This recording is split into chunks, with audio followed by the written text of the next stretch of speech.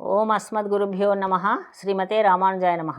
అనాఘ్రతావద్యం బహుగుణపరిణాహి మనసోదుహానం సౌహార్దం పరిచితమివాథాపి గహనం పదానాం సౌభ్రాత్రాదనిమిషనిషేవ్యం శ్రవణయోః త్వమేవ శ్రీర్మహ్యం బహుముఖయ వాణీ విలసితం తర్కత్రయంతమర్మజ్ఞం ప్రబోధనపరాయణం జిజ్ఞాసుజనజీవాతుం శ్రీరంగార్య గురుం భజే. నీళాతుంగస్తనగిరితటీ సుప్తముద్బోధ్య కృష్ణం పారార్థ్యం స్వం శృతిశతశిరసిద్ధమధ్యాపయంతి స్వోచ్ఛిష్టాయాం స్రజనిగళితం యా బలాత్కృత్య భుంక్తే గోదా తస్యై నమ ఇదమిదం భూయ ఏవాస్తు భూయః. ప్రియ భగవద్బంధువులారా,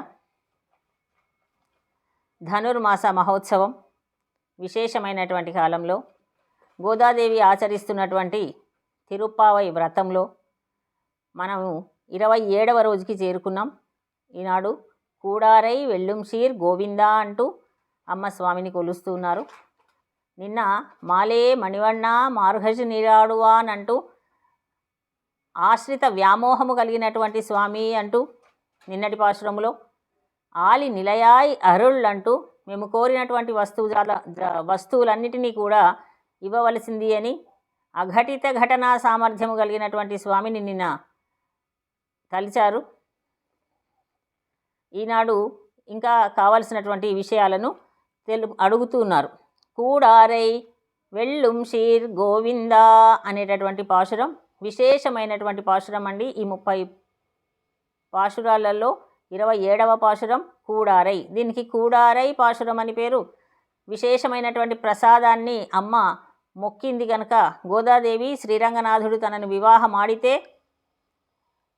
తిరుమాలిరం జోలై అనేటటువంటి దివ్య దేశంలో సుందరబాహు పెరుమాళ సన్నిధిలో స్వామి నీకు 108 గంగాళముల నిండా పాయసాన్నాన్ని నివేదన చేసి పంచుతాను అని, మరియు 108 గంగాళాల నిండా వెన్నను కూడా నీకు నివేదించి అందరికీ పంచుతాను అని మొక్కింది.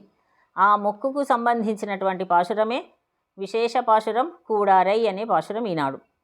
దీనిని అందరూ ఆ ప్రసాదాన్ని కూడా పాయస ప్రసాదానికి కూడా కూడారై ప్రసాదం అని పేరు విశేషంగా లభించింది. అమ్మ చేసినటువంటి ప్రతి కార్యక్రమము కూడా భగవంతుని యొక్క దివ్య పాదార సంధిని పొందడానికి, భగవంతుని యొక్క దివ్యమంగళ విగ్రహ సందర్శనమునకు, స్వామికి నిత్యము కైంకర్యం చేసుకోవాలనేటటువంటి అభిలాషను వ్యక్తపరుస్తూ ఈ ధనుర్మాస కాలమంతా కూడా భగవన్నామాన్ని స్మరించడము, భగవంతుని యొక్క నామ సంకీర్తనము, భగవంతునికి అర్చన చేయడం, ఈ 3 విషయములను ప్రత్యేకంగా తెలియజేశారు. అదే విధానాన్ని మనం మన కోవెలలో, ప్రతి కోవెలలో శ్రీ వైష్ణవ ఆలయములన్నిటిలో కూడా ఈ ధనుర్మాస మహోత్సవములు అత్యంత వైభవంగా జరుపుతూ ఉంటారు. అందున ఈ కూడారై మహోత్సవాన్ని ప్రత్యేక శ్రద్ధతో ప్రత్యేకంగా జరుపుతూ ఉంటారు. ఆ ప్రసాదమునకు ఉన్నటువంటి గొప్పతనం అది. ఆ పాశురమే ఈ 27వ పాశురం. పాశురం ఒకసారి చూద్దాం. కూడారై వెల్లుం షీర్ గోవిందా உந்தன்னை பாடிப்பறை கொண்டு யாம் பெருசெம்மானம் நாடு புகழும் பரிசுநாள் நன்றாக சூடகமே தோள்வடையே தோடே செவிப்பூவே பாடகமே என்றனைய பல்கலனம் யாமணிவோம் ஆட எடுப்போம் மதன் பின்னே பால் சோறு மூடனை பெய்து முழங்கை వజివారా కూడి ఇరిందు కుళిరిందేలోరెంబావాయ్ అని నాటి పాశురం. స్వామి చెంతకు విచ్చేసి నిన్న కొన్ని వస్తువులను అడిగారు. నిన్న భగవంతుడిని ఆలి నిలయాయ్ అంటూ పేర్కొని వాళ్ళకు కావలసినటువంటి పాంచజన్యము వంటి శంఖము కావాలని, అదేవిధంగా మంగళ గానము పాడేవారు కావాలి అని, మంగళ దీపము కావాలని, ఒక చాందిని, ఒక ధ్వజము, ఇవన్నీ నిన్న కోరుకున్నారు. స్వామి సరే అలాగే అన్నారు. అంటే నిన్నటి పాశురము ఈనాటి పాశురము విశేషం అన్నమాట. పరమాత్మ గోపికలు అడిగినటువంటి సకల వస్తుజాలము ఇస్తాను అన్నాడు. అందుకనే భగవంతుని యందు అనన్య భక్తి కలిగి ఉంటే నీవే తప్ప నితఃపరం బెరుగా అని ఏ విధంగానైతే గజేంద్రుడు ప్రార్థిస్తే విచ్చేశాడో స్వామి, అదేవిధంగా సంపూర్ణ శరణాగతి చేస్తే వారిని కాపాడి రక్షిస్తాడు అనే విషయాన్ని ప్రస్ఫుటంగా తెలియజేస్తుంది అమ్మ. విగ్రహ రూపంలో ఉన్నటువంటి స్వామి మన చెంతకు ఎక్కడో వైకుంఠములో ఉన్నటువంటి స్వామి, నిత్యులు ముక్తుల చేత వారి యొక్క నిత్య కైంకర్యమును స్వీకరిస్తూ ఉన్నటువంటి స్వామి ఈ లోకంలో బద్ధులమైనటువంటి మనలను ఉద్ధరించడం కోసము అనేక అవతారాలను దాల్చి విచ్చేసినటువంటి స్వామి ఇంత సులభుడు. మీరు విశ్వసించి స్వామిని కొలవండి, తలవండి, ధ్యానించండి అని మనకు తెలియజేయడం కోసం అమ్మ తిరుప్పావై వ్రతమని దివ్యమైన వ్రతాన్ని తాను ఆచరించి ఆ ఫలితాన్ని పొంది మనకు నిరూపణ చేసినటువంటి తల్లి. అందుకే అందరికంటే కూడా గోదమ్మ తల్లి చాలా ఉత్తమురాలు అని తెలియజేస్తారు. మనకి తాను అనుభవించడమే కాకుండా ఇంతటి ఆనంద అనుభూతిని మీరంతా పంచుకోండి, మీరందరూ కూడా పొందవచ్చు, నేను ఒక్కదాన్ని కాదు అంటూ తెలియజేసినటువంటి అమ్మ. గోదాదేవిని స్ఫూర్తిగా తీసుకునే మన భగవద్ రామానుజులు కూడా శ్రేష్టమైనటువంటి దివ్యమైనటువంటి తిరుమంత్రాన్ని తిరుక్కోష్టియూరు గోపురం ఎక్కి అందరికీ వెదజల్లారు. అదేవిధంగా అమ్మ విగ్రహంలో ఉన్నటువంటి శ్రీరంగనాథుడిని తాను వివాహమాడదలిచి శ్రీరంగనాథుడు తనను వివాహమాడితే ఇలా పాయసాన్నాన్ని నివేదన చేస్తానని మొక్కుకుంది. అయితే ఇంకా కొన్ని వస్తువులు కావాలి అని అడుగుతున్నారు. ఏం కావాలి చెప్పండి అన్నారు స్వామి. కూడారై వెళ్ళుం షీర్ గోవిందా అంటూ ఈనాటి సంబోధిస్తున్నారు ఈనాడు స్వామిని. కూడని వారిని జయించే గుణము కలిగినటువంటి స్వామి అంటున్నారు. కూడని వారు అంటే ఎవరు? భగవంతుడు అంటే ఇష్టము లేనటువంటి వారు, భగవంతుడు అంటే నమ్మకము లేనటువంటి వారు, విశ్వాసము లేనటువంటి వారు. స్వామి భగవంతుని యొక్క ఒక వ్రతం ఏమిటని చెప్పుకుంటున్నాం మనం. శ్రీరామావతారంలో తెలియజేశాడు రామచంద్రస్వామి. విభీషణుడు రామచంద్రస్వామి దగ్గరికి విచ్చేసినప్పుడు తెలియజెప్పినటువంటి మాట, సకృదేవ ప్రపన్నాయ తవాస్మీతి చ యాచతే అభయం సర్వభూతేభ్యో దదామి ఏతద్ వ్రతం మమ అని తెలియజెప్పాడు కదా. అదే విధానాన్ని ఎవరైతే తన యందు సంపూర్ణ విశ్వాసం ఉండి ప్రపత్తి చేస్తారో, ప్రపత్తి అంటే శరణాగతి అంటే నీవు తప్ప మరెవరు లేరు స్వామి, నిన్నే కొలుస్తాను, ఏది ఇచ్చినా నీవే, ఏమంటామండి మనం, నీట ముంచినా పాల ముంచినా నీదే భారము స్వామి అంటాం కదా. ఆ విధంగా ఎవరైతే ఉండగలుగుతారో అటువంటి వారిని తప్పనిసరిగా స్వామి వారి యొక్క కష్టములని తొలగిస్తారు. అందుకనే శరణు అనండి అని చెప్తూ ఉన్నారు, ప్రపత్తి చేయమని చెప్తూ ఉంటారు, భక్తి కలిగి ఉండమని చెప్పమంటారు. భగవంతుని యందు భక్తి కలిగి ఉండాలి అని చెప్తారు.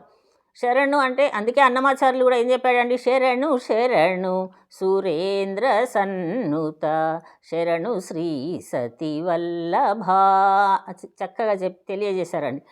అటువంటి శరణాగతి తత్వాన్ని మనకంతా తెలియజేస్తున్నటువంటి గ్రంథమే, గొప్పనైనటువంటి గ్రంథమే మనకు ఈ తిరుప్పావై దివ్య ప్రబంధం.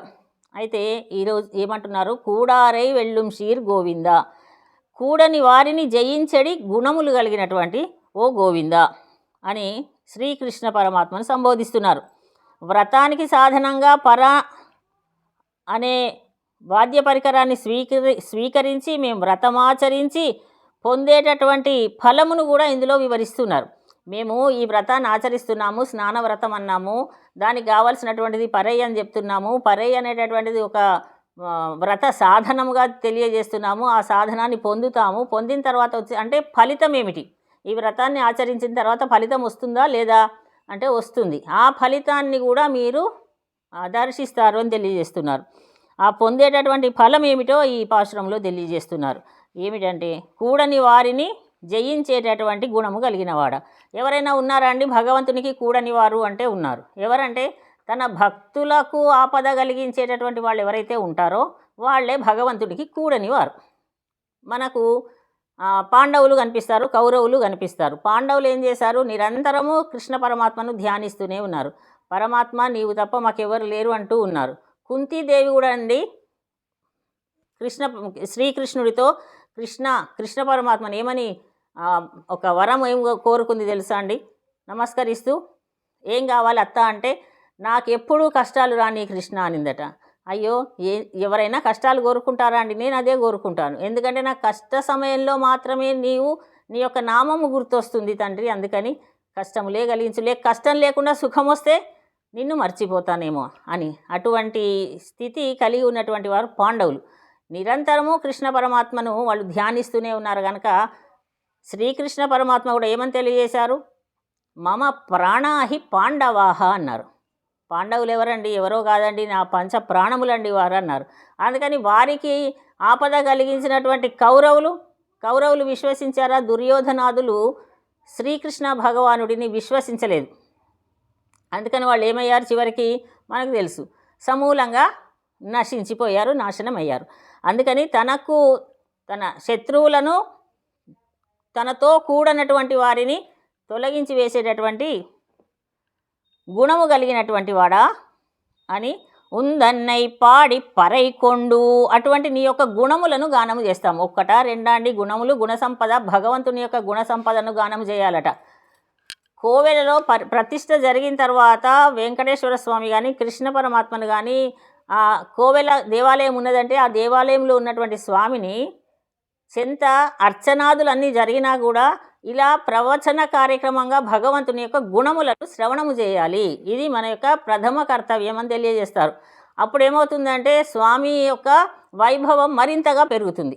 ఎప్పుడైతే భగవంతుని యొక్క గుణ సంపత్తిని గానం చేస్తూ శ్రవణము చేస్తూ ఉంటామో ఆ శ్రవణము వల్ల పరమాత్మ యొక్క వైభవ కీర్తి పెరుగుతుంది. దానివల్ల ఆ స్వామికి ఆనందం, మనకు ఆనందం అండి. భగవత్ కథలను శ్రవణం చేస్తూ ఉంటే ఆనందమే కలుగుతుంది, కానీ చాలా బాధ కలిగిందనే ఉంటుందా? ఎప్పుడైనా కష్టం కలుగుతుందా? కలగదండి.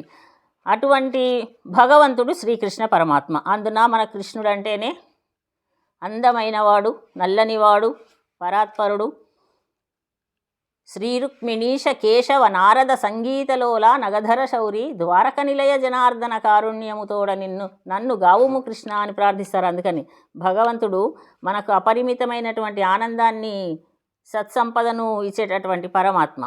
అందుకని కూడని వారిని జయించేటటువంటి గొప్ప గుణము కలిగినటువంటి గోవింద ఉందన్నై పాడి పరైకొండు. నిన్ను కీర్తించి మేము పరై అనేటటువంటి వాద్యాన్ని పొందుతాం. పొందిన తర్వాత ఏం చేస్తాము? యాం పెరు సమ్మానం. పరై అనేది పొందిన తర్వాత ఏం లభిస్తుందండి? అదే గొప్ప సన్మానం అండి మాకు. ఎందుకంటే మేము పర అనేటటువంటి వాద్యం కోసమే వస్తున్నాం కదా. మనం చెప్పుకున్నాం నిన్న మాలే మణివర్ణాలు. పరై అనేటటువంటి వాద్యం అడిగారు అంటే అదొక పెద్ద ఢంకా అండి. ఢంకా అనగానే మనకు రామచంద్రస్వామిని కీర్తిస్తూ మన రామదాసు గారు చెప్పినటువంటి విషయం గుర్తొస్తుంది.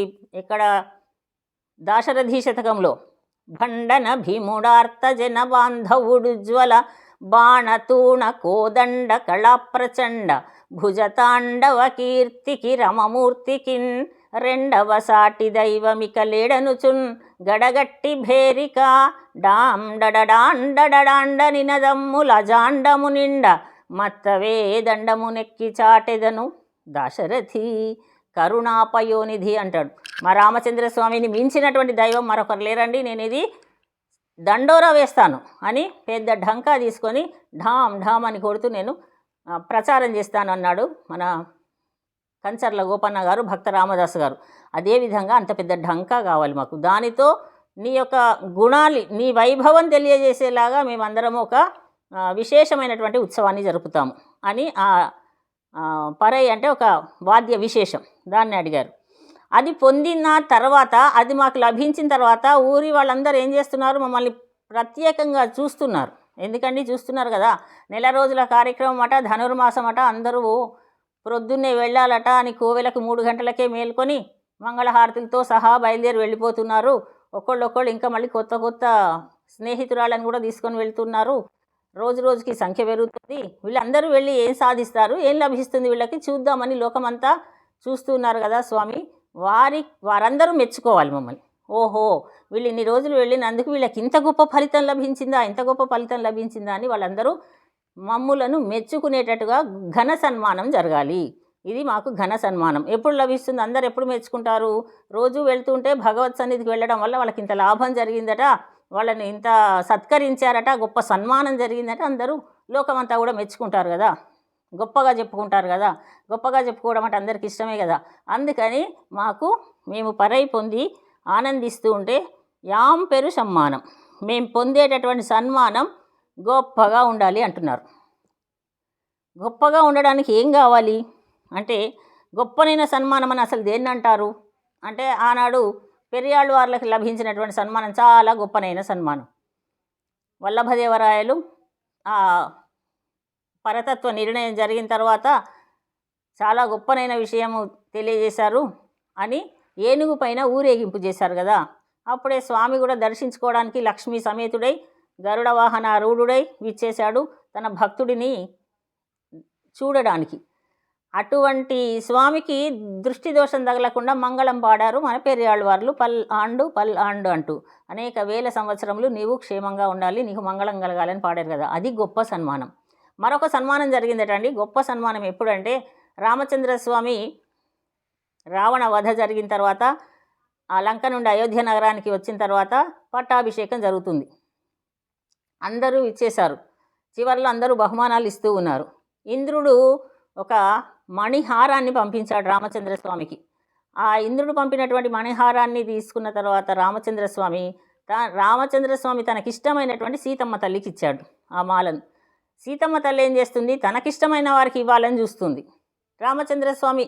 కానీ అక్కడ ఏమవుతుందంటే తన భర్త గారైనటువంటి రామచంద్రస్వామి తనకిస్తే తను వెంటనే తీసి మరొకరికి ఇస్తే భర్త గారు బాధపడతారు కదా. ఏం చేయాలి అని కొద్దిగా ఆలోచిస్తూ అటువైపు చూస్తోందట, భర్త గారి వైపు చూస్తోంది. అటువైపు చూస్తోంది అమ్మ, ఇటు స్వామిని చూస్తోంది. అర్థం చేసుకున్నాడండి రామచంద్రస్వామి. అమ్మ సీతమ్మ, నీకు ఎవరికి ఇవ్వాలనిపిస్తుందో వారికి నిరభ్యంతరంగా ఇవ్వచ్చు అని తెలియజేశాడు. వెంటనే అమ్మ రామచంద్రస్వామిని తనను కలిపినటువంటి మహానుభావుడు ఉన్నాడు కదా హనుమత్ స్వామికి ఆ మాలను అందజేసిందండి. ఆ మణిహారాన్ని ఇచ్చింది. అది ఇక్కడ అర్థం ఏమిటి అంటే గొప్ప సన్మానం జరిగింది. ఎవరికి? హనుమత్ స్వామికి. ఎందువలన జరిగింది అంటే అమ్మ సీతమ్మ తల్లి యొక్క దుఃఖాన్ని, ఇక్కడ రామచంద్రస్వామి యొక్క దుఃఖాన్ని పోగొట్టి ఇరువురిని కలిపినటువంటి మహానుభావుడు ఆచార్యవర్యుడు. ఆ ఆచార్యుడు ఎవరు ఇక్కడ అంటే మన హనుమత్ స్వామి. అందుకని మొట్టమొదలు హనుమత్ స్వామికి ఒక పెద్ద సన్మానం జరిగిందండి అంటారు. పట్టాభిషేకం కంటే ముందు, భగవంతుని పట్టాభిషేకానికంటే ముందు భాగవత పట్టాభిషేకం జరిగినట్టు. భక్తుడు కదా హనుమత్ స్వామి, రామదాసుడను అని తెలియజేసుకున్నాడు, రామబంటును అని తెలియజేసుకున్నాడు. అందుకని దాసోహం కోసలేంద్రస్య అన్నాడు. అందుకని అటువంటి సన్మానం మాకు జరగాలి, అంత గొప్పనైనటువంటి సన్మానం జరగాలి, అందరూ మెచ్చుకోవాలి అని చెప్తున్నారు. అయితే అలా సన్మానం జరగడానికి మాకు ఏమేమి కావాలో తెలియజేస్తున్నారు. నాడు పుగళం పరిశినాళ్ నన్రాహ, లోకమంతా పొగిడే రీతిలో బాగా సన్మానం జరగాలి కృష్ణ మాకు. అయితే ఇంతకాలం వాళ్ళు కృష్ణ పరమాత్మను దర్శించలేదు కదా, ఒకసారి ఇప్పుడు దర్శిస్తున్నారు. కృష్ణుడే ఇవన్నీ ఇస్తాడు, మాకు ఇస్తాడు అని విశ్వాసంతో వచ్చారు కనుక మాకు ఇవన్నీ అందజేయాలని వాళ్ళ కోరిక. అదే విషయాన్ని తెలియజేస్తూ అడుగుతూ ఉన్నారు. సరే ఏం కావాలి మీకు చెప్పండి, సన్మానము మీకు కావాలంటే ఏమేం మా గొప్ప సన్మానం లోకమంతా మెచ్చుకునే తీరులో జరగాలంటే ఏం కావాలి అన్నాడు స్వామి. అయితే అమ్మ చేత కూడా జరిపించాలి ఈ సన్మానాన్ని అన్నారు. సరే అన్నాడు స్వామి. ఆనాడు ఎలాగైతే హనుమత్ స్వామికి సీతమ్మ తల్లి హారం ఇస్తే అది అమ్మ చేత సన్మానింపబడ్డాడు స్వామి, హనుమత్ స్వామి. ఆ విధంగా అంటున్నారు. సరే అన్నాడు స్వామి. ఆ సన్మానం ఎలా ఉండాలి చెప్తూ ఉన్నారు. ఏ ఏ వస్తువులు వారికి కావాలి. చూడగమే తోళ్వడయే తోడే చెవిప్పూవే పాడగమే ఎన్లనయ పల్గలనం యామణి ఓం. ఇదండి పెద్ద లిస్టు. చూడగమే అంటున్నారు. ముందుగా హస్తాభరణము కావాలి, అంటే చేతులకు కంకణములు కావాలి, గాజులు కావాలి. తోళ్వడయే భుజములకు ధరించేటటువంటి ఆభరణాలు కావాలి, ఆ భుజములకు ధరించే దండ కడియములు అంటారు, అవి కావాలి అంటున్నారు. తోడే కర్ణాభరణములు కావాలంటున్నారండి, చెవులకు ధరించేటటువంటి దుద్దులు కావాలి. చెవిప్పూవే, చెవిప్పూవే అంటే చెవులకి పైన ధరించే పువ్వులు లాంటివండి. ఇలా కమ్మలు పైన కూడా ఉంటాయి, చిన్నగా 2 ధరిస్తారు. పూర్వము మనం గుర్తు చేసుకుంటే మన అమ్మమ్మ తాతమ్మ వాళ్ళని గుర్తు చేసుకుంటే చెవి నిండా కూడా మా నాయనమ్మ గారు కూడా చెవి నిండా ధరించేవారండి. చెవి నిండా ధరించేవారు ఆభరణాలను. అలాగే ఇప్పుడు ఇక ఒకటే ధరిస్తున్నాము, తర్వాత ఇప్పుడు ఈ మధ్యన పక్కకి కూడా ఒకటి ధరిస్తున్నాం, కానీ పైన కూడా 2 ధరించాలి. ఆ రెండింటిని కర్ణ పుష్పములు అంటారు. చెవిప్పూవే, పాడగమే, తర్వాత పాడగమే అంటే పాదములకు ధరించేటటువంటి అందెలు గజ్జెలు, ఇవి కావాలి స్వామి. సరే ఇంకా వింటున్నాడటండి కృష్ణ పరమాత్మ ఈనాడు. అందుకని చాలా విశేషమైన పాశురం. అసలు మనకి ఏమేమి కోరికలు ఉన్నాయో, అభీష్టములు ఉన్నాయో వాటన్నిటిని కూడా పరమాత్మ దగ్గర విన్నవించుకోవచ్చు. వాటన్నిటినీ అందజేస్తాడు స్వామి, ఆనందంగా అందజేస్తాడట. ఓహో, ఆనాడు గోదమ్మ తల్లి చెప్పినటువంటి పాశురాన్ని చదివి వీళ్ళు అడుగుతున్నారని మనల్ని మరింత శ్రద్ధగా మనకు అందజేస్తాడట. అందుకని ఈ పాశురం ఎటువంటి లాభాపేక్ష కోరిన వాళ్ళైనా సరే పఠిస్తే వాళ్ళకు కోరినటువంటి అభీష్టములన్నీ నెరవేరుతాయి అని తెలియజేస్తారు పెద్దలు. అయితే ఇంద్రనయ పల్కలను యామణి ఓం మొదలైనటువంటి అనేక ఆభరణములు, ఇంతే కాదండి, కొన్ని మాత్రమే చెప్పాం మేము స్వామి. చేతికి గాజులు ఉండాలి, చేతులకు దండ కడియారు భుజకీర్తులు ఉండాలి, అదేవిధంగా చెవులకి కర్ణాభరణములు ఉండాలి, కర్ణ పుష్పములు ఉండాలి, పాదములకు అందలు గజ్జెలు ఉండాలి. ఇవే కాదు, ఇంకా ఉన్నాయి కదండి ఆభరణాలు. హారములు ఉండాలి, కంఠహారములు ఉండాలి, చంద్రహారము, సూర్యహారము, ఏమంటారు 7 వారాల నగలు ఉండాలి, నడుముకు వడ్డాణం ఉండాలి. ఇవన్నీ కూడా కావాలి, వాటన్నిటిని కూడా మాకు అందజేయవలసింది అని మొదలైన అనేక ఆభరణాలను మేము అలంకరించుకోవాలి ఈనాడు అని. ఇవన్నీ అలంకరించుకోవడానికి చెప్తున్నారంటే పైన మనకు ఆనందం అండి. ఇన్ని ఆభరణాలను గోపికలు ఇన్ని రోజులు ధరించలేదు కదా. వాళ్ళు ఏమన్నారు, కాటుక కూడా ధరించము అని చెప్తున్నట్టుగా ఏమి ధరించడం లేదు కదా ఇప్పుడు అడుగుతున్నారంటే దీనికి అంతరార్థంగా విశేషమైనటువంటి అర్థం ఏమిటో చూద్దాం. చెవి పూవే అన్నారు, కర్ణ పుష్పములు అన్నారు. అంతకంటే ముందు చూడగమే అంటే హస్తాభరణములు, గాజులు అంటే మనకు పంచ సంస్కారాలను అందించేటప్పుడు ఆచార్యులు చేతికి కంకణ ధారణ చేస్తారండి, కంకణం కడతారు, అది అని అర్థం. తర్వాత తోళ్ళవడయే అంటే భుజాలకు ధరించేటటువంటి ఆభరణాలు అంటే దండ కడియాలు అడిగారు అంటే అర్థం ఏమిటంటే శంఖ చక్రములు, తప్త చక్రాంకణములు, శంఖ చక్రములను ఇస్తారు గురువు గారు. ఏ బాహుమూల పరిచిన్నిత శంఖ చక్రాహ ఏవా లలాట ఫలకే లసదూర్ధ్వ పుండ్రాహ అని తెలియజేశారు కదా. తే వైష్ణవాహ అని ఇవన్నీ చిహ్నములు ఉంటేనే వాళ్ళని వైష్ణవులు అంటారు అని. అందుకని ఇవి ధరించాలి, ఆచార్యుల ద్వారా పంచ సంస్కారాలు పొందాలి, శంఖము చక్రము ధరించాలి. అందుకని ఈ శంఖ చక్రములు అని అర్థం. తోళ్ళవడి అంటే తోడే కర్ణాభరణములు అన్నారు, చెవులకు ధరించేటటువంటి ఆభరణాలు. అంటే ఒక 8 పూసలు కలిగినటువంటి ఒక ఆభరణం ఉందండి. ఆ 8 పూసలు చాలా అద్భుతమైనవండి. అవి ఎక్కడివో కాదండి, సకల వేదరాశి అండి. దానికే అష్టాక్షరి మహామంత్రం అని పేరండి. అది దానిని పొందాలండి. ప్రతివారు ఆచార్యుల ద్వారా అష్టాక్షరి దివ్యమంత్రాన్ని స్వీకరించాలి, దానికి మననం చేయాలి. చేస్తే లభించేది ఏమిటి అంటే ఈ జీవనము ఉజ్జీవింపబడుతుంది. జంతువునాం నరజన్మ దుర్లభం అంటున్నారు. 84 లక్షల జీవరాశులు ఉన్నాయట, అందులో మానవ జన్మ ఉత్తమోత్తమైనదట. మరి ఉత్తమోత్తమైన జన్మను మనం ఎంతవరకు ఉత్తమంగా సార్థకం చేసుకుంటున్నామండి అంటే ఏమో మనకేమీ తెలియదు. హాయిగా తింటున్నామా, పంటున్నామా, ఉన్నామా అనేదో చెప్పినట్టుగా కాదు. మానవ జీవితాన్ని ఉద్ధరించుకోగలగాలి. ఈ జీవనము జీవించడం కాదు, ఉజ్జీవించండి. ఇంకా బాగుపడే మార్గం ఉంది. దేవతలందరూ కూడా ఆనందంగా మన భూమి మీద ఉన్నటువంటి మనలను చూసి ఆనందిస్తుంటారటండి. అందున భారతదేశంలో ఉన్న వాళ్ళను గాయంతి దేవాహ కిల గీత కానీ ధన్యాస్తు తే భారత భూమి భాగే అని. ఈ భారత భూమిలో జన్మించిన వాళ్ళు ఎంత అదృష్టవంతులు అండి అని.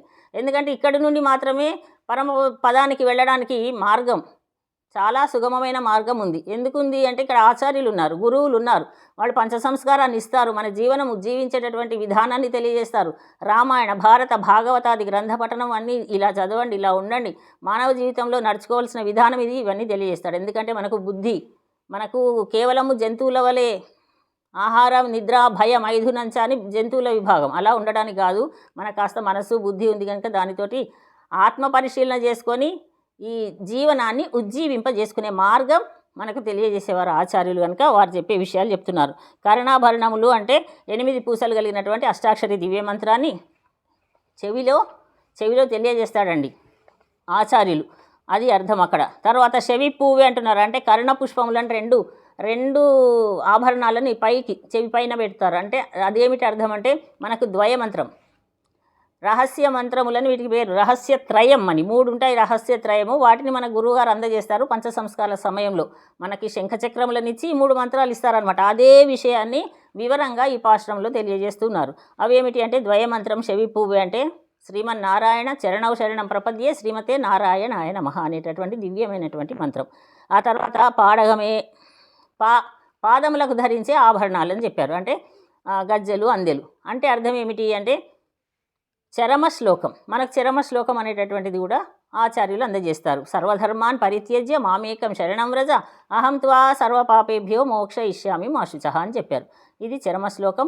ఈ మూడిటి యొక్క అర్థ వివరణ తెలుసుకొని అలా నడుచుకున్నప్పుడు తప్పనిసరిగా అసలు శంఖచక్రములను ధరించిన వాళ్ళనే నన్ను మా యమభటులు మన దగ్గరికి రారు. అటువంటి స్థితి ఉన్నటువంటి గొప్పనైనటువంటి మంత్రములు కనుక వీటిని గురించి తెలియజేస్తూ ఈ விஷயாన్ని చెప్పారు. నాడు పుహரும் పరిశనాల్ నన్రాహ చూడగమే తోల్వడయే తోడే చెవిప్పూవే పాడగమే. ఇవన్నీ అడిగిన తర్వాత ఎండ్రనయ పల్కలను యామణి ఓం మొదలైనటువంటి అనేక ఆభరణాలు కావాలి కృష్ణ. ఇవన్నీ మేము అలంకరించుకోవాలి. అలంకరించుకున్న తర్వాత ఏం చేస్తారు అంటే ఆడయుడు పోం. ఇంతే అయిపోయిందా అన్నాడట పరమాత్మ. అయిపోలేదు, ఇంకా ఉంది. ఏమిటి అంటే తర్వాత నూతన వస్త్రాలను ధరిస్తాం. పట్టు వస్త్రాలను కూడా ఇవ్వాలి స్వామి నువ్వే. అందుకని కంచి పట్ట, ధర్మవరం పట్ట, మరొక పట్టు చీరలను మేము ధరిస్తాము విశేషంగా. ఎందుకంటే పరమాత్మను సందర్శించినటువంటి ఆనందంలో ఆభరణాలన్నిటిని ధరిస్తాము. కంటికి కాటుక ధరిస్తాము, తలలో పువ్వులు ధరిస్తాము, చేతి నిండా గాజులు ధరిస్తాము. ఎంత ఆనందం అండి. అలాగే పట్టు వస్త్రములను ధరిస్తాము. అదన్ పిన్నే పాల్ షోరు. అంతేకాదు అయిపోయిందా అన్నాడట. కాదు ఇంకా అయిపోలేదు స్వామి. ఒక ప్రత్యేకమైనటువంటి ఒక పదార్థాన్ని ఈరోజు నీకు నివేదన. ప్రతిరోజు పొంగలి, కట్టె పొంగలి అదే కదా. కాదు, ఈరోజు ప్రత్యేకమైనటువంటి పాయసాన్నాన్ని నివేదన చేస్తాము. ఆ పాయసం ఎలా ఉండాలో స్వామి తెలుసా? ఎలా ఉండాలి అంటే పరమాన్నము వండుతాము. అందులో బియ్యం ఎంతో అంతకు 2-3 ఇంతలో పాలల్లోనే ఉడకాలటండి. పరమాన్నం నీళ్ళలో ఉడికించి తర్వాత ఏదో పైపైన కొద్దిగా పాల నుంచి కొద్దిగా చక్కెర వేసి చేయడం కాదు. పాలకు 2-3 ఇంతల పాలల్లోనే బియ్యాన్ని వేసి ఉడికించి దానికి 4 ఇంతల నెయ్యి వేసి దానికి 4 ఇంతల చక్కెర వేసి, అంటే అంత మధురంగా ఉండాలి. మధురమైనటువంటి పదార్థము. అక్కారు అడిసల్ అంటారు ద్రవిడ భాషలో అక్కడ వాళ్ళు. మనమేమో కూడారే ప్రసాదం అంటున్నాం. అది పరమాన్నం, క్షీర అన్నము అంటారు. అటువంటి పాయసాన్ని తయారు చేస్తాము. దానిని తయారు చేసి ఏం చేస్తామో తెలుసా స్వామి? నీకు నివేదన చేస్తాము. నివేదన చేసిన తర్వాత అందరం కలిసి ఆరగించాలి. కృష్ణ పరమాత్మ రేపల్లెలో గోకులంలో ఉన్నప్పుడు ఆ గోపికలందరూ కూడా ప్రతినిత్యము వాళ్ళ పూజా విధానంలో దేవుడికి నైవేద్యం అంటూ వాళ్ళు వెన్న మిగడ అంతా తీసిన తర్వాత దేవుడికి పెడుతున్నామని ఒక పీట చెక్క వేసి దానిపైన భగవంతుడని ఒక గోడకే వాళ్ళు జాజుతో ఇలా అద్దుకొని అక్కడ దానికే నైవేద్యాలు ఇస్తుంటారట. అప్పుడు ముందు మాత్రం ఒక చిన్న పీట వేసేవారు. వేసి ఏం చేస్తారండి, నైవేద్యం సమర్పయామి అనగానే కళ్ళు మూసుకుంటారు కదా. కళ్ళు మూసుకునేసరికి కృష్ణ పరమాత్మ వెన్న మిగడ అవన్నీ అక్కడ పెట్టేసి కళ్ళు మూసుకునేసరికి కృష్ణుడు రావడం, అక్కడ కూర్చొని ఎవరో నేనే కదా దేవుడిని నైవేద్యం సమర్పయామి అని భగవాన్ నైవేద్యం సమర్పయామి అంటున్నారు, నాకే అనుకొని మొత్తం నేనే కదా అని తినేసేవాడట. కళ్ళు తెరిచి చూసి దొంగ కృష్ణ నీకోసం కాదు మేము పెట్టింది, కన్నయ్య ఇలాంటి అల్లరి చేస్తావా, దేవుడికి పెడితే నువ్వు తీసుకున్నావు, అపచారం అంటుందట ఆ గోపిక. అపచారం ఏమిటి? అయ్యో మరి మా దేవుడికి పెడితే నువ్వు వేలు పులటే నాకంటెను మరి వేలు పెవ్వడు అన్నాడు. వేలు పెవరమ్మా నీకు, వేలుపు అంటే దేవుడు. బొమ్మెర పోతన గారి దశమస్కందం చదవాలండి భాగవతం, అతి అద్భుతం అసలు. అయితే వేలుపులటే నాకంటే నీ వేలుపులేడు, నేనే దైవము మీరు గ్రహించడం లేదు, నేనే గొప్ప దైవాన్ని అని ఆ ప్రసాదాన్ని అంతా ఎంగిల్ చేసి వెళ్ళేవాడట. అదేవిధంగా నీతో కలిసి ఈనాడు చల్దులు ఆరగించావు గోపబాలకు అందరితో కలిసి అరణ్యంలో. అదేవిధంగా ఈనాడు మేమందరము నీతోటి పాయసాన్నాన్ని సేవించాలి, ఇది మా కోరిక అన్నారు. ఎంత గొప్పనైనటువంటి కోరిక అండి. పరమాత్మను దర్శిస్తూ ఉండాలి, నీ యొక్క దివ్య మంగళ విగ్రహ స్వరూపాన్ని మేము దర్శిస్తూ ఉండాలి, నీ ముఖారవిందాన్ని దర్శించాలి, మేమందరము మధుర పదార్థాన్ని స్వీకరిస్తూ ఉండాలి, నీవు మాతో పాటు స్వీకరిస్తూ ఉండాలి. అది ఎలా ఉండాలి అంటే పట్టు వస్త్రాలు ధరించి వస్తాం. ఎలా ఉండాలంటే అందులో వేసినటువంటి నెయ్యి మోచేతుల గుండా కారుతూ ఉండాలట.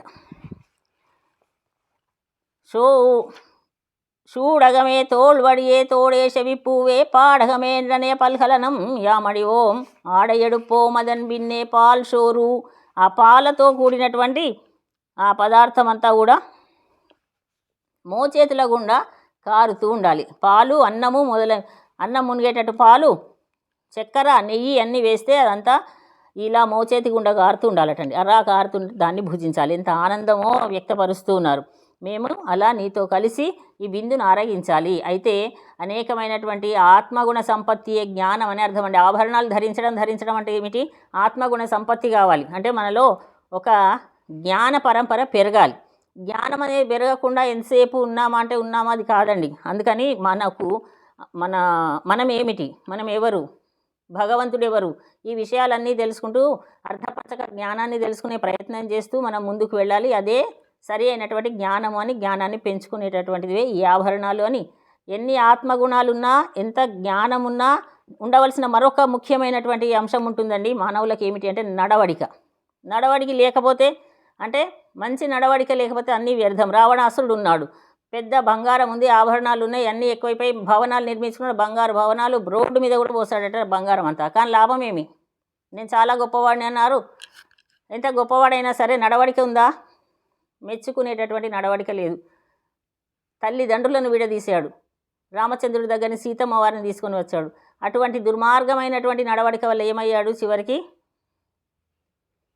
సర్వం నాశనం అయ్యాడు. అందుకని అలాంటి నడక కాదండి ఉండవలసినటువంటి మన ఆత్మగుణ సంపత్తి కావాలి. మనలో ఉన్నటువంటి గుణములను, మంచి గుణములను పెంపొందించుకునే ప్రయత్నం చేయాలి. మనం చెప్పుకుంటున్నాం మనలో అరిషడ్ వర్గములు ఉన్నాయి. మనలో ఉన్నటువంటి శత్రువులు ఉన్నారు. కామ, క్రోధ, మోహ, లోభ, మద, మాత్సర్యములనే చెడు గుణములన్నిటినీ ఒక్కొక్కటి తొలగించుకుంటూ ఉండడానికి అన్ని మెట్లు ఎక్కుతున్నామంటే ఒక గుణం వెళ్ళిపోవాలి, తొలగించుకుంటూ. మరీ భయంకరమైనటువంటి గుణాలు అహంకారము, మమకారం. మరీ భయంకరం ఈర్ష్య, అసూయ. ఎవరన్నా బాగుపడుతుంటే చూడబుద్ధి కాదు, ఎవరినైనా మెచ్చుకోబుద్ధి కాదు. అందుకని ఇటువంటి గుణాలన్నిటినీ వదిలేసుకుంటూ వస్తే అప్పుడు పరమాత్మ పర్వాలేదు వీళ్ళు అప్పుడు పైదాకా వస్తారు, అప్పుడు భగవత్ సన్నిధి చేరుతాము. అందుకనే వాళ్ళందరితో పాటు ఒక ఆచార్యులను ముందుంచుకోమన్నారు. ఎందుకంటే ఆచార్యులు మనలో ఉన్నటువంటి దుర్గుణాలను తొలగింపి వేస్తూ ఉంటాడు. అదేవిధంగా ఒక ఉన్నత సద్గుణ సంపన్నులను ముందుంచుకోమన్నారు, భాగవతోత్తములను ముందుంచుకొని వాళ్ళు ఏం చేస్తుంటారు? మనలో మంచి సంపదను పెంపొందిస్తూ ఉంటారు. సత్సంగములను వినమన్నారు, మంచి ప్రసంగములను వినాలి. వింటూ ఉంటే ఏమవుతుందంటే మనలో ఉన్నటువంటి నాలో ఇలాంటి దుర్గుణం ఉంది అని తొలగించుకోవాలి. ఏ మంచి మాటలు వినకపోతే ఏ అభ్యాసం ఉండదండి. ఎక్కడ ఉన్న గొంగడి అక్కడే ఉన్నట్టుగా ఉంటాం. అది కాదు మానవ జీవితానికి కావాల్సింది. చక్కని ప్రసంగములను విన్నదానిని ఆచరించేటటువంటి మంచి విషయాలను ఆచరించే ప్రయత్నం చేద్దాం. అయితే ఈనాడు ఇంత చక్కగా మేము ఈ మధుర పదార్థాన్ని నీతో కలిసి భుజించాలి తండ్రి అని, భగవత్ కళ్యాణ గుణములే పాలు అని అర్థం. ఇక్కడ భగవత్ తత్వమే అన్నమని, నిరతిశయమైనటువంటి ప్రీతియే నేయి, భగవంతుని యొక్క నిరతిశయమైనటువంటి ప్రీతియే నేయి అని వీటి యొక్క వివరణ. వీటిని సేవించాలని, భగవన్ నివేదితమైనటువంటి ప్రసాదాన్ని స్వీకరించాలి స్వామి నీతో కలిసి అని. అయితే ఈ కూడారై ప్రసాదం విశేష ప్రసాదం అంటున్నాము. దీనిని అమ్మ అక్కడ మొక్కుకుందండి. సుందరబాహు పెరుమాళ్ తిరుమాలిరం షోలే అనేటటువంటి కోవెల్లో సుందరబాహు పెరుమాళ దగ్గర, స్వామి రంగనాథుడు నన్ను వివాహం ఆడితే నేను నీకు 108 గంగాళాల నిండా అక్కారు వర్షల్ ప్రసాదాన్ని నివేదన చేస్తాను, అందరికీ పంచుతానన్నది. అదేవిధంగా వెన్నను కూడా నివేదన చేస్తాను, అందరికీ పంచుతానని మొక్కిందండి. మొక్కిన తర్వాత ఈ ధనుర్మాస వ్రతాన్ని ఆచరించింది, తిరుపావై గ్రంథాన్ని రచించింది. ఆ తర్వాత అమ్మను స్వామి వివాహం ఆడాడు. అమ్మ స్వామిలో ఐక్యమైంది. తర్వాత ఏమైంది మరి? మొక్కు తీరిందా? తర్వాత 4000 సంవత్సరాలకి రామానుజుల వారి భూమిపైన అవతరించారు. రామానుజాచార్యులు దర్శించారు, ఇవన్నీ గ్రంథాలు తెలుసుకున్నారు. మరి మొక్కు తీరుస్తానని ఒక మొక్కు కదా, తీరిందా అండి? అక్కడున్న పెద్దలను అడిగారు. గోదాదేవి మొక్కు తీర్చిందా? పాయసాన్నం నివేదన మొక్కు తీరిందా? లేదండి, ఎక్కడా లేదు. ఏదైనా గ్రంథాలలో ఉందేమో అన్నీ వెతికారు, వారు ఎక్కడా కనిపించలేదు. సరే ఇది ఎక్కడా లేదు, నేనే తీరుస్తాను అనుకున్నాడు భగవద్ రామానుజులు. అనుకొని తిరుమాలిరం షోలే వెళ్ళి అక్కడ ఉన్నటువంటి పెద్దలు, పండితులు, ఆచార్యులను అందరినీ సంప్రదించి ఇలా ఉంది, ఇక్కడ జరిపిద్దామని ఆ కోవెలలో 108 గంగాళాలు, మామూలు గంగాళాలు, మనం పెట్టినటువంటి ఈ చిన్నవి మన అరచేతిలో పట్టే గంగాళం కాదండి. మనం పెట్టేది గంగాళం యొక్క నమూనా పాత్ర, అది కాదు. పెద్ద గంగాళాలు మనకు పూర్వం మన అమ్మమ్మ ఇంట్లో, నాన్నమ్మ ఇంట్లో ఉండేవి. మనం గుర్తు చేసుకుంటే మన ఇళ్ళలో ఇత్తడివి ఉండేవి అనుకోండి, ఇత్తడివి ఉండేవి. ఇప్పుడు అసలు ఇత్తడి కూడా కనిపించడం లేదు. అవి అటువంటి అంత పెద్దవి వెండి గంగాళాలను 108 చేయించి అప్పుడు మహారాజులు అందరూ కూడా భక్తి కలిగి ఉన్నారు కనుక రామానుజులు చెప్పగానే సరే అన్నారు, చేయించారు.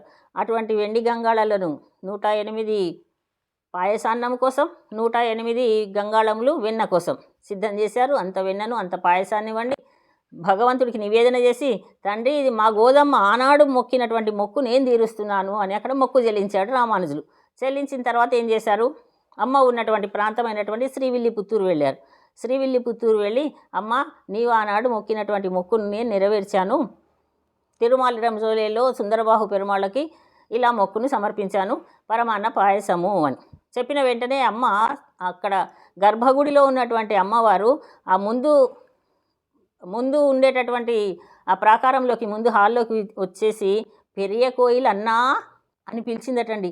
అద్భుతంగా అనిపిస్తుంది. విగ్రహం ఏమిటి, మాట్లాడడం ఏమిటి, ఇదంతా ఒక కల్పన అని మన వాళ్ళు కొట్టేస్తూ అందరూ అంటుంటే మనం కూడా అదే భ్రమలో ఉన్నాం. కాదండి, ఇది యథార్థ సంఘటన. ఇదంతా పెరియ కోయిల్ అంటే శ్రీరంగం అని అర్థం, పెద్ద కోవిల్ అని అర్థం. పెరియ కోయిల్ అన్నా అని రామానుజులను పిలిచేవారు ఆ కాలంలో. పెరియ కోయిల్ నుంచి వచ్చినటువంటి అన్నా నువ్వు నాకు ఎంత సహాయం చేసావన్నా అని అక్కడి నుండి నడిచి ముందుకు వచ్చిందటండి అమ్మ. ఇప్పటికీ కూడా ఆ ఉత్సవ విగ్రహాలు ముందు ఉండేటటువంటి హాల్లోనే ఉంటాయి. లోపల గర్భగుడిలో మూల విరాట్టులే ఉంటారు. అంత విశేషమైనటువంటి తల్లి. అందుకే గోదా అగ్రజాయ నమః అని గోదాదేవికి అన్నగారయ్యారు. అప్పటి నుండి అన్నగారు ఏం చేస్తారంటే వాళ్ళ చెల్లెళ్ళ యొక్క కోరిక నెరవేరకుంటే నెరవేరుస్తారు కదండి అన్నదమ్ములు, తోబుట్టువులు. అలా నా యొక్క మొక్కును నువ్వు తీర్చావు కనుక నీవు అన్నా అని పిలిచిందండి అమ్మ. అటువంటి రామానుజులు మన గోదాదేవి యొక్క సిద్ధాంతాన్ని అమ్మ అందరినీ కలిసి వచ్చి అందరూ ఆచరించండి, నేను పొందిన ఫలాన్ని మీరందరూ కూడా పొందండి, నా ఒక్కదానికే కాదు అని అందరికీ పంచినటువంటి శ్రేష్టమైనటువంటి తిరుప్పావై దివ్య వ్రతాన్ని మనందరికీ కూడా మార్గం చూపించినటువంటి తల్లి. అదే బాటలో నడుస్తూ మనకు భగవద్ రామానుజాచార్యులు కూడా తిరుమంత్రాన్ని అందరికీ పంచారు. నేనొక్కడిని బాగుపడడం కాదు, నేనొక్కడి నరకానికి వెళ్ళినా సరే గురువుగారు చెప్పినా కూడా మీరందరూ మాత్రం స్వర్గానికి వెళ్తారు రండి, మీరందరూ పరమపదానికి వెళ్తారు రండి, మీకు ఉత్తమమైనటువంటి ఒక మంత్రాన్ని ఇస్తానని వెదజల్లారు గోదాదేవి యొక్క స్ఫూర్తి వల్లనే. అటువంటి సమతామూర్తి కేంద్రాన్ని మన చిన్నజీయ స్వామివారు అందుకని ఇక్కడ ఏర్పాటు చేశారు ముచ్చింతల్లో. సమతామూర్తి అంటే అందరూ సమానమే, మనందరూ సమానమే, మనందరము జీవాత్మలన్నీ చేరవలసింది ఎక్కడికి, పరమాత్మ సన్నిధికే చేరాలి. పరమాత్మ ఎక్కడ ఉన్నాడు, పరమ పదములో ఆ పరమ పదానికి మార్గం ఏది, ఇది మార్గం అని తెలియజెప్పేవారు ఆచార్యుల యొక్క శ్రీచరణాలను పొందుదాం. మనందరము కూడా మన ఉజ్జీవనానికి మనం పాటుపడడానికి ఆచార్యుల మార్గాన్ని అవలంబించుదామని తెలియజేశారు. ఈరోజు మరొక గొప్ప విశేషం ఏమిటి అంటే మన శ్రీ శ్రీ శ్రీ చిన్నజీయర్ స్వామి వారికి పూర్వాచార్యులు పెద్దజీయర్ స్వామి వారు ఉండేవారు. వారి యొక్క పరమ పదోత్సవం ఈనాడు అత్యంత వైభవంగా, వారి యొక్క దివ్య చరిత్ర కూడా విశేషమైనటువంటిది. వారి గురించి మళ్ళీ మరొకసారి తెలియజేసుకుందాం. ఈనాడు వారి యొక్క పరమ పదోత్సవం జరుగుతోంది. విశేషమైనటువంటి పెద్దల యొక్క శ్రీ సూక్తులను వినడము, పెద్దలు మనకు ఆచరించి చూపించినటువంటి విధానాన్ని అవలంబించడమే మన యొక్క కర్తవ్యంగా భావిస్తూ ధనుర్మాసంలో అమ్మ చెప్పినట్లుగా నడుచుకుంటూ చక్కగా కూడారై పాత్రలు మనకు కూడా సిద్ధమయ్యాయి. ఆ పాత్రలో ఇచ్చినటువంటి పాయసాన్నాన్ని స్వీకరిద్దాం. మనకున్నటువంటి అభీష్టములన్నిటిని కూడా నెరవేర్చమని స్వామి చింత మనము కూడా మన అభీష్టములను నెరవేర్చుకునేటందుకు ప్రయత్నం చేద్దాం. అమ్మ యొక్క స్వామి యొక్క కృపా కటాక్షాలను పొందుదాం. ఈ పాశురాన్ని అనుసంధానం చేసుకొని తర్వాత కార్యక్రమంలోనికి వెళ్దాం. கூடாரை வெள்ளும் சீர் கோவிந்தா உந்தன்னை பாடிப்பறை கொண்டு யாம் பெருசெம்மானம் நாடு புகழும் பரிசினால் நன்றாக சூடகமே தோள்வடையே தோடே செவிப்பூவே பாடகமே என்றனையா பல்கலனம் யாமடிவோம் ஆடையெடுப்போம் அதன் பின்னே பால் சோறு மூடனை பெய்து முஜங்கை வசிவாரா கூடி இரிந்து కుళిరిందేలోరెంబావాయ్ నీళాతుంగస్తనగిరితటే సుప్తముద్బోధ్య కృష్ణం పారార్థ్యం స్వం శృతిశతశిరసిద్ధమధ్యాపయంతి స్వోచ్ఛిష్టాయాం సృజనిగళితం యాబలాత్కృత్య భుంక్తే గోదా తస్యై నమ ఇదమిదం భూయ ఏవాస్తు భూయః.